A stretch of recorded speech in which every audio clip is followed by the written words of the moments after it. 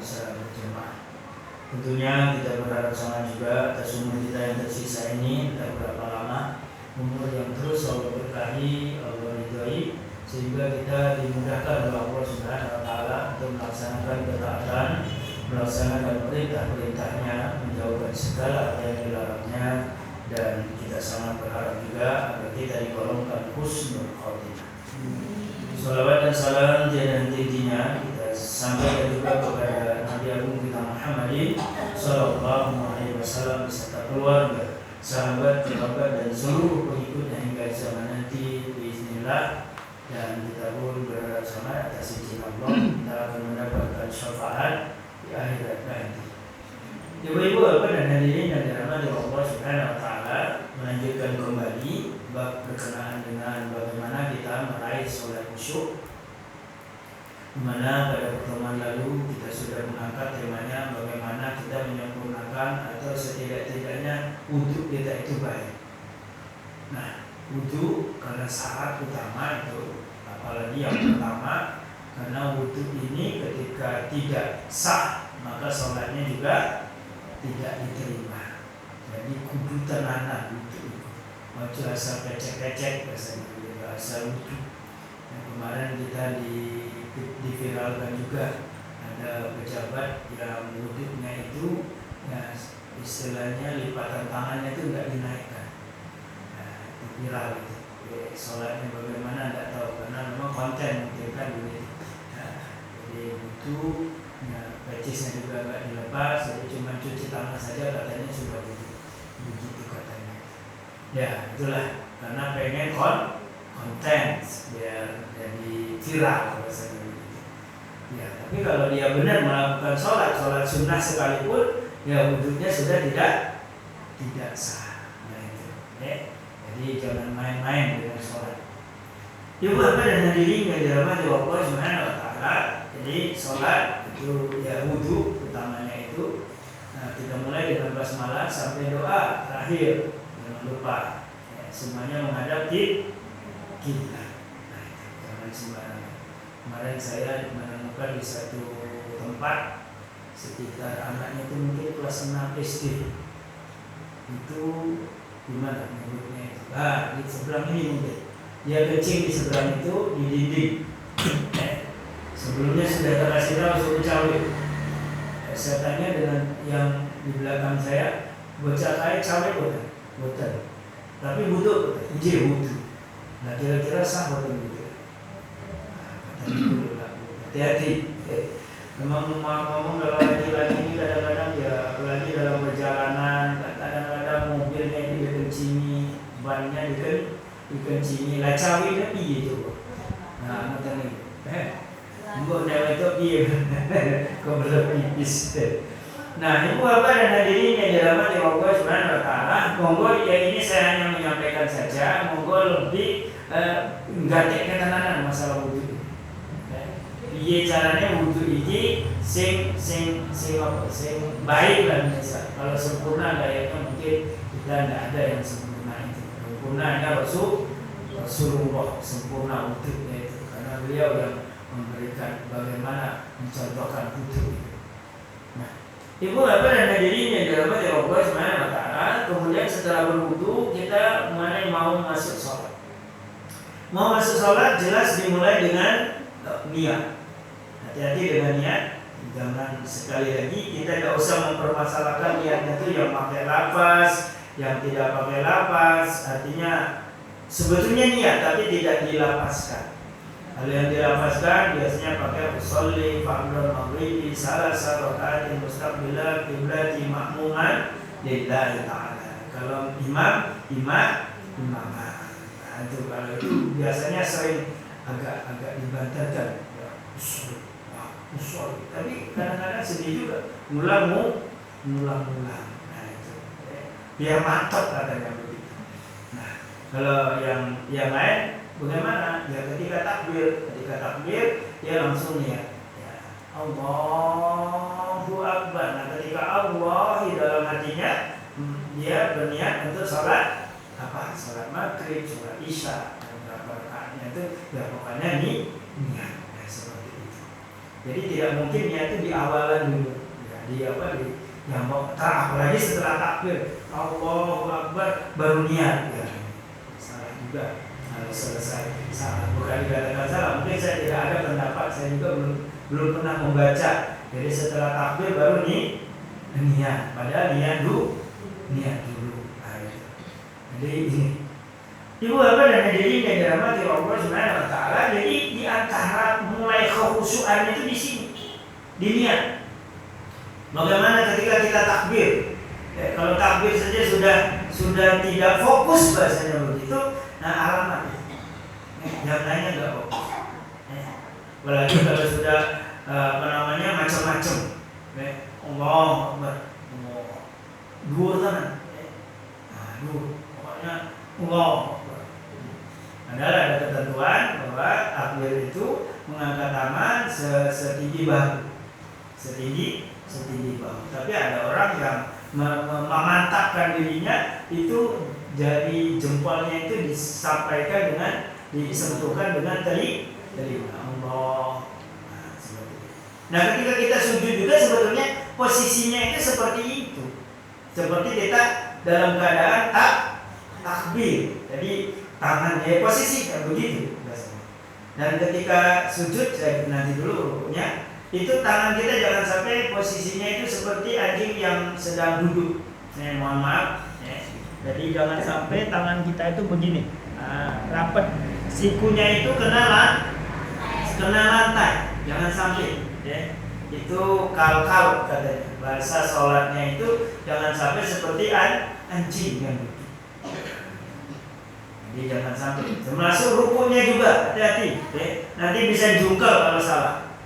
Karena saya menemukan ketika ruku. Ini. Jari tangannya malah turun di bawah. Sini. Nanti takut julunggak gitu. Tapi kalau yang enak tuh di sini. Itulah posisinya 90 derajat. 90 tuh kayak gini. Enak juga ini sebetulnya. Kita megang jempol, kemudian ditekan gitu, baru kita baca. Ya, itu ibu apa dan hadirin yang dirahmati Allah Subhanahu wa taala. Jadi monggo, posisi-posisinya juga. Kemudian duduk di antara dua sujud. Nah, memang duduk di antara dua sujud ini atau ketika sujud saja, ya. Hati-hati ketika sujud, ini kakinya itu dirapatkan. Jangan longgar, rapat. Buat posisinya menghadap kiblat. Jadi begini. Nah, diberdirikan, jangan gini. Apalagi gini. Ini semuanya harus rapat. Rapat. Kemudian duduk di antara sujud seperti ini. Semua jarinya juga menghadap kiblat, sama seperti di antara dua sujud. Walaupun mungkin kita bisa melihat ada orang yang seperti ini. Ojo dikomentari. Ini berarti mazhab yang lain. Itu. Ini posisi duduk. Jadi hati-hati. Jadi tadi seperti tadi ada yang saya melihat ada yang berdiri, yang diberdirikan semua. Jadi kita tidak usah ini karena tadi pendapat. Kalau menurut pendapatnya benar ya sudah, kita tidak usah bingung. Kita umumnya sajalah. Termasuk kemarin juga ini sedang rodo kisruh di Majan, karena imamnya itu ada pendapat imam, saya lupa nama imamnya itu, Imam Jazari Udori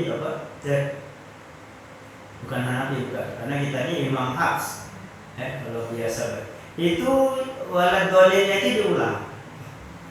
Jadi ghairil maghdubi alaihim waladdallin. Nah, ini dua kali dibacanya. Siratal ladzina an'amta alaihim ghairil maghdubi alaihim waladdallin. Ulang lagi. Ghairil maghdubi alaihim waladdallin. Dua kali begitu. Terus bacaannya dua kali.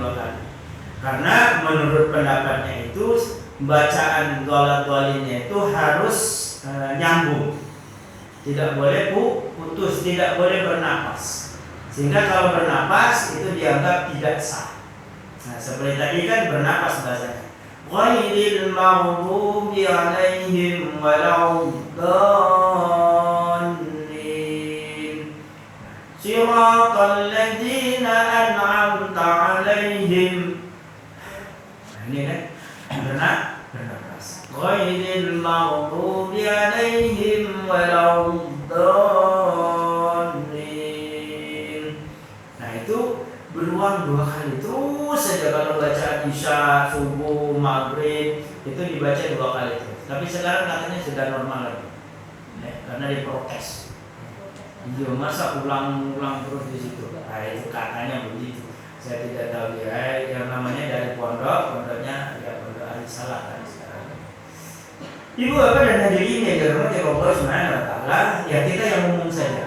Ya, sampai-sampai Mas Marji itu buka TV itu siaran langsung dari Arab Saudi, ya. Kan kalau jam 10 atau jam 10 jam 11 ya, kan langsung di TV itu ada siaran langsung dari Arab Saudi, baik Mekah maupun Madinah. Semuanya bacanya cuma sekali semua, tidak ada yang dua kali. Loh, ini kok Arab yang ngomong kui, Mekah ngomong kui, Madinah ngomong kui, loh, ini kok ngomong wah. Ya boleh kita berpunya beberapa, tapi umum-umum saja lah. Kecuali memang kita sudah antara Muhammadiyah dengan NU bahasanya tadi basmalah dengan basmalah yang sirri, bacaan yang jahar. Ya, kalau Muhammadiyah kadang-kadang ada yang mengikuti jahar, ada yang sir. Ya, jadi basmalahnya itu tidak kedengaran. Nah, kalau yang NU kan semuanya harus kedengaran. Bismillahirrahmanirrahim. Di antaranya itu. Walaupun ada juga yang dibaca basmalahnya. Jadi perbedaan-perbedaan ini tak usah dipermasalahkan, namanya furu'iyah. Sampai jenengan meninggal pitulas, urip meneh, itu akan tetap seperti itu. Kira-kira betul pitulas mati. Urip meneh. Artinya sampai kalian mati hidup sampai akhirnya sampai dimatikan lagi setelah kiamat dihidupkan lagi akan tetap seperti, kecuali langsung bertanya kepada Rasulullah barangkali. Yang benar yang mana? Kata Rasulullah semuanya benar. Ya terus dia. Ya wis sampun. Yang salah yang mana? Ya enggak sholat gitu aja. Kata baca dengan C. Ibu bapak dan hadirin yang dirahmati Allah Subhanahu wa taala. Nah, selanjutnya memang tidak kalah pentingnya untuk menuju khusyuk itu kita harus ngerti bacaannya itu, bacaan sholat.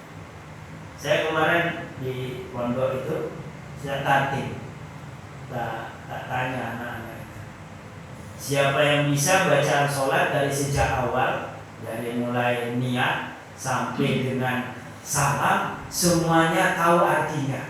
Tak kasih 50.000. Menurut orang. Padahal berdina sholat. Subhana rabbiyal a'la, subhana rabbiyal azim. Ngerti? Nah, itu contohnya kita ini bertahun-tahun sholat, kadang-kadang bacaan sholat orang apa? Sami Allahu liman hamidah. Sami, nada. Sami Allahu dia hamidah yang maha terpuji. Ya Allah. Ya ini sedikit. Kalau kita ngerti maknanya itu jadinya itulah sholatnya itu enak. Sunnah. Apalagi bacaan-bacaan Qur'annya itu kita paham artinya itu begitu.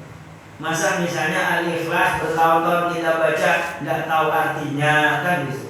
Misalnya surah Al-Kafirun juga nggak tahu artinya. Apalagi yang paling sedih lagi kalau seandainya Fatihah saja nggak tahu artinya. Nah ini, ngerti? Fatihah artinya belum. Nah, padahal berarti jangan tadi kurang. Kenapa? Kita ini literasi kita kurang. literasi ya. Kita ini membaca kitab Quran, membaca yang tersurat apalagi yang tersirat. Termasuk Masya Allah literasi ini semua kita ini, baik bidang keuangan, baik bidang agama. Kita kan literasi memang padahal Allah nyuruh kita Iqra pertama kali turun ayat itu Iqra. Artinya memang kita disuruh banyak membaca. Bagaimana kita akan mau pintar kalau membaca saja malas.